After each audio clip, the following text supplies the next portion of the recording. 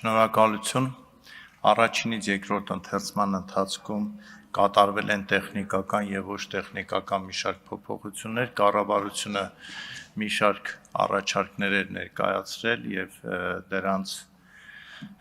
հիմնական մասը իմ կողմից ընդունվել է, միակ մասը որ կոմպրոմիսի եկանք եւ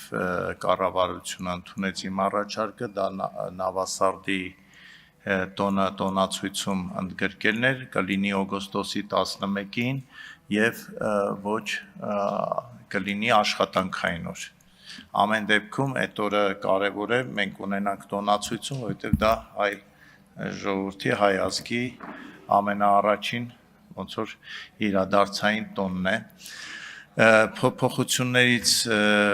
նաև նշեմ, որ մենք ունենալու ենք արդեն հատուկ տոնացույցում ընդգրկված մարզերի եւ Երևանի օրեր, որը կնշվի հուսով եմ պատշաճ մակարդակով, այդ հիմնական իմաստը գաղափարը, որ Հայաստանի Հանրապետության քաղաքացին մեկը մյուսին սկսի լավ ճանաչել եւ օրինակ ասենք լոռու օրն է, այդ օրը նշվի ոչ թե Վանաձորում կամ Ստեփանավանում, այլ ամբողջ հանրապետության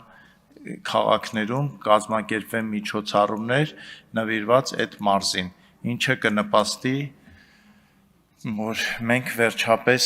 պետական ազգ դառնալու ճանապարհին եւս մի կարևոր քայլ անենք, որովհետեւ ցավոք սրտի լինելով հին ազգ մենք երկար գրեթե մի ամբողջ հազարամյակ չունենալով պետություն մենք ամփոփվել ենք մեր գյուղերի մեջ, գյուղ առանձնացել, շրջան եւ իմ գաղափարը հիմնական սա է, բայց այստեղ արդեն կարևորը ոնց նշենք, ոչ թե դառնա ինքնանպատակոր եւ կարևորում եմ նաեւ որ